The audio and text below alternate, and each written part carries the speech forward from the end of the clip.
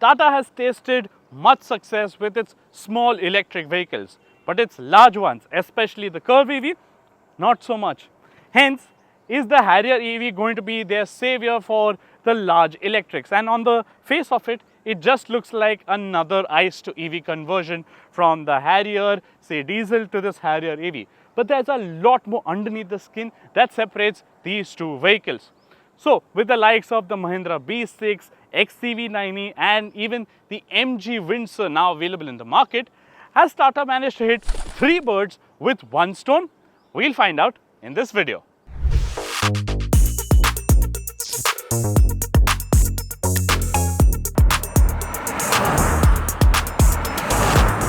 Now, while the Mahindra BE6, XCV90 and even the MG Windsor look radically different, quite EV-like, very futuristic, the Harrier EV, well, it looks very much like its ICE version. Not to mention that the facelift that came a couple of years ago didn't make it look more handsome, but yes, this still retains its sort of butch, muscular and sort of handsome design language.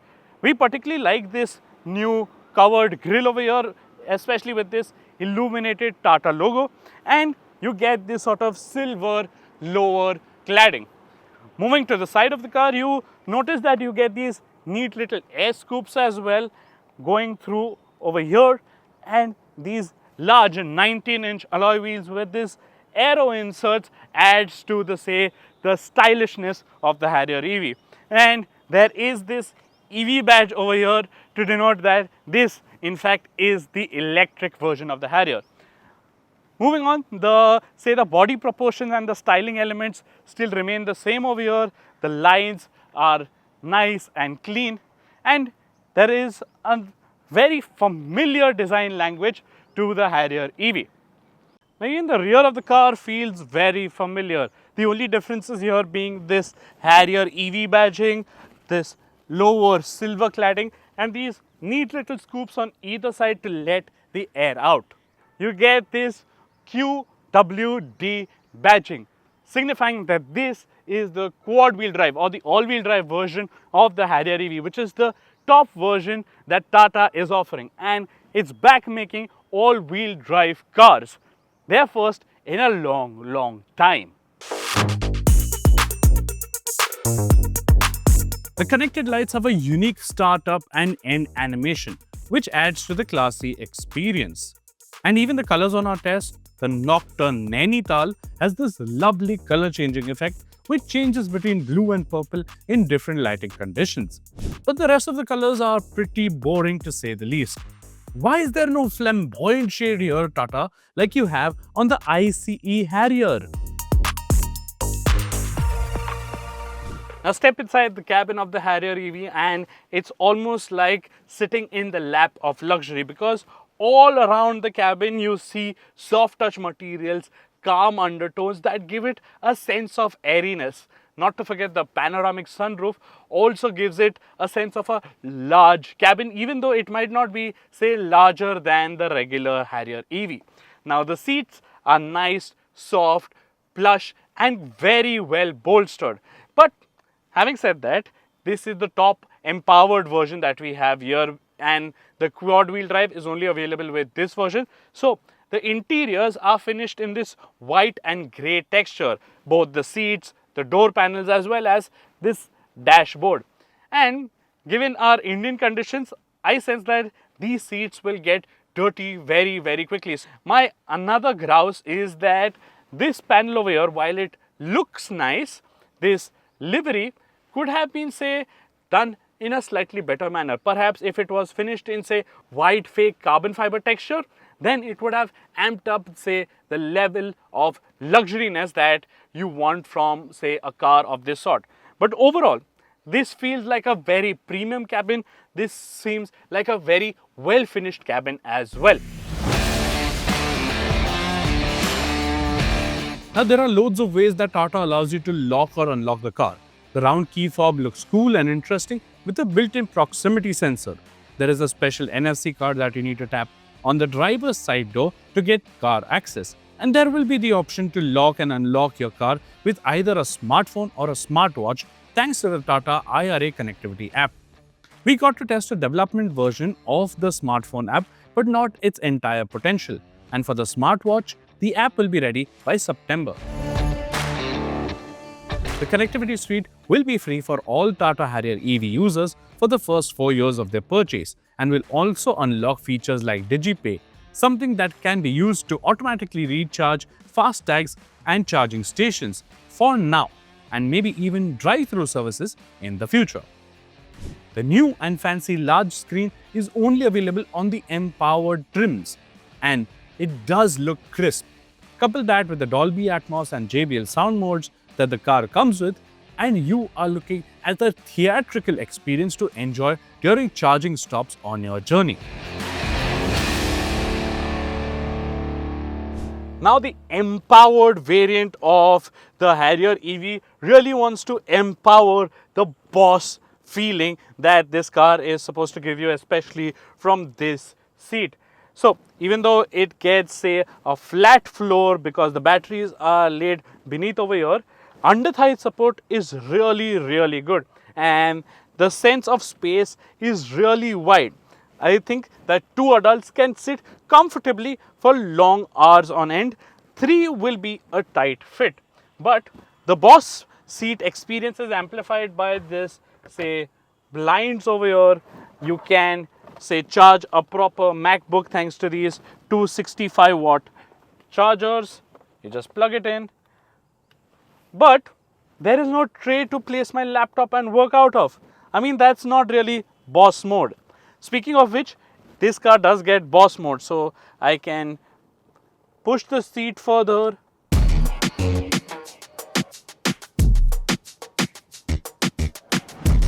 and stretch out my legs and really get the full feeling of being a boss.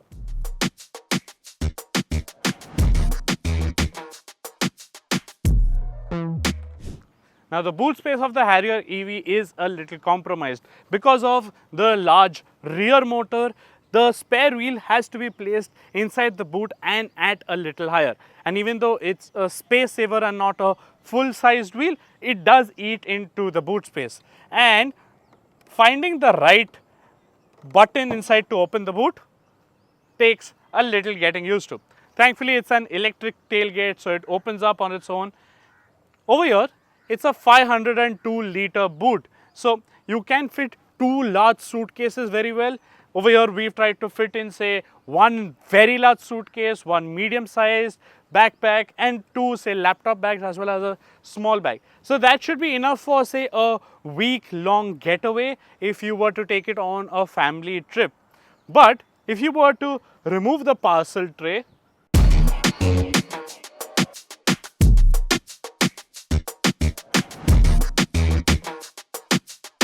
load in a lot more luggage, which, say, obstructs the view of the driver, then what? Well, Tata has a very neat little trick over here, because on the shark fin antenna there is a rear camera. Now that rear camera sends the feed directly to your inside rear view mirror. So even if the boot is loaded up to the brim, you will still be able to see what's behind you on the road. Plus, it also doubles up as a dash cam.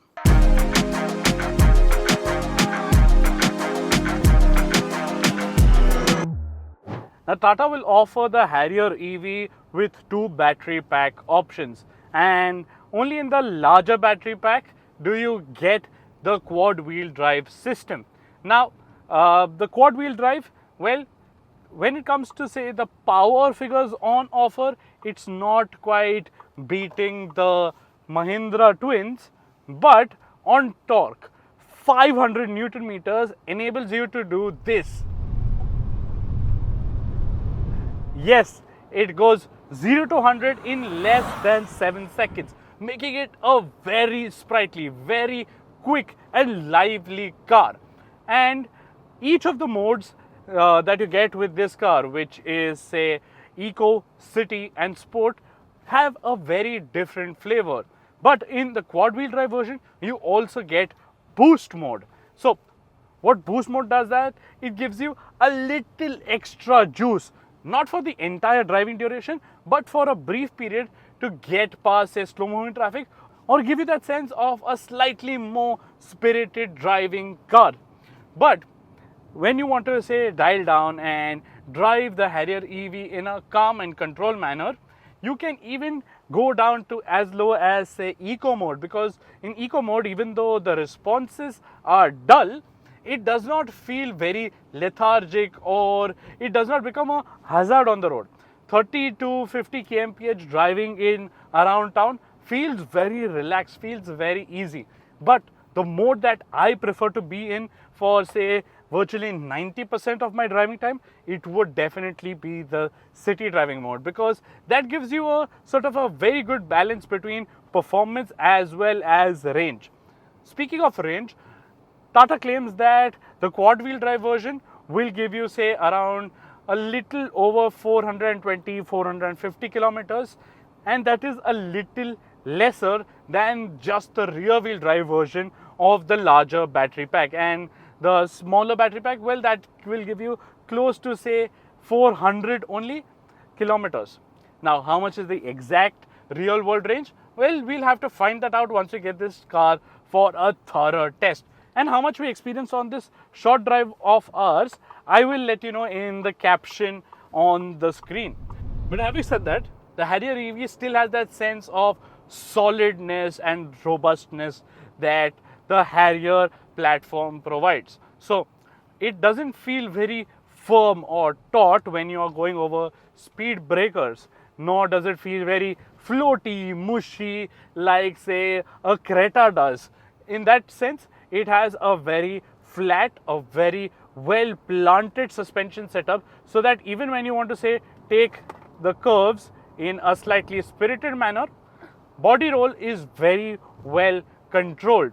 And when you're going over say the bumps and thuds on the road, those do not get filtered through into the cabin, but the car goes over them in a very well composed manner. So Tata has definitely nailed the driving dynamics of the Harrier EV.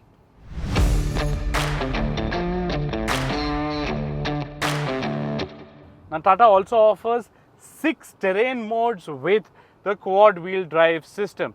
Now we didn't test them out quite so much over here, but we did have a small taste of these 6 terrain modes at say the quad day experience, where the traction control as well as the say power delivery to each motor varies depending on which mode or which terrain you are on. Tata also offers 4 levels of regen that you can adjust on the fly via the paddle shifters, and each one of the regen levels 1, 2, 3 is noticeably more aggressive than the other, and you also have the option to shut off regen completely. Now in the third regen setting, I will show you right now, once you let go of the gas, there is a very hard and heavy sort of intervention from the system, and you can almost drive it as a one pedal system. No need to go heavy on the brakes until and unless you absolutely need to. But I do not prefer to have a lot of regen intervention during my driving, whether it be on 2 wheels or 4. I like to have the car, electrics especially, free roll as much as possible. But all's not well with the Harrier EV, and it mainly comes down to the features and electronics of this car, not the driving part of it. Like you mentioned earlier, the connectivity app is under development. The driver's one-touch auto window roll down and up didn't work properly, and neither did the boot unlocking button, which is a pain to find. Plus, the key fob is supposed to enable summon mode that will help bring the car out or into a tight parking spot, but we couldn't manage to get it working smoothly either. Lastly, while it has ADAS on the top empowered trim, the system was a bit irritating in Delhi's chaotic streets. Hence, turning off the aids for at least commuting is logical. So is the Harrier EV really that worth the asking price? Now, Tata has developed a really great car and large electric car that say the masses would like it, and the Harrier itself is quite a popular car, so this electric version should continue that popularity as well. Now it will serve, say, the family better than even the Curvv EV would, and Tata has nailed the driving as well as the handling dynamics of the Harrier EV. What still remains a bit of an issue are the electronic glitches. So sometimes the tailgate doesn't open, sometimes say the connectivity suite is still in beta testing, and a few of the apps are still under development. So even if you get the car, say, right now, you will still be a beta tester for all of the fancy gizmos that are there in this car. And which version should you get? Well, technically, in case if you are really not going to be making use of, say, the entire potential of the all-wheel drive system, then it is better to save a lot of money and get just the rear-wheel drive version. Which battery pack? Now we leave that up to you depending on your range needs, but the rear-wheel drive should suffice for a lot of buyers. And Tata will also throw in, say, the telematics suite for the next 4 years for free. So charging options also are pretty decent. The fast charger, the AC charger, cost 50,000 rupees, and Tata promises to have a supercharger in place in the future as well. So attractive pricing aside, does the Harrier EV hit the Mahindra twins as well as the Windsor EV where it hurts? Well, certainly, because this is, after all, a pakka SUV design. It gives you that macho feel, something which the coupe SUVs of Mahindras don't give you, and the MG Windsor, after all, is an MPV in disguise. So with the Harrier EV, Tata is packing a mean punch, no puns intended, dealing a heavy blow to its rivals, that is the Mahindra twins as well as the MG Windsor. And how this car fares in comparison to the other three? Well, we'll do that in a separate video, which should come very soon on the channel. So do let us know what you would like us to feature in that comparison video of the Harrier EV, perhaps the two Mahindra twins as well as the MG Windsor. Let us know in the comment section below. Don't forget to like and share this video, subscribe to our channel, hit the bell notification icon, and follow us on our Instagram page, because we bring cool short format content over there as well. And before I end, please wear seat belts in all rows, whether you're sitting in the driver's seat, passenger seat, or even in the second row. Stay safe when you're out on the roads. Thank you so much for watching.